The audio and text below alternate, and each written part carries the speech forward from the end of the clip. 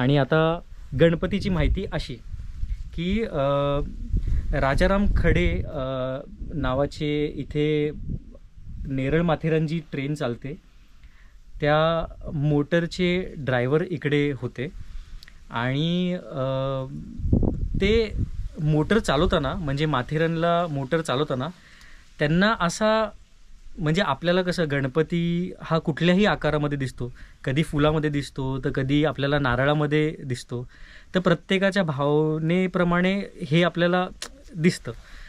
तसंच त्यांना एक दिवशी मोटर चालवताना हा जो पूर्ण कडा आहे हा पूर्ण कडा त्यांना एका गणपतीच्या रूपात दिसला.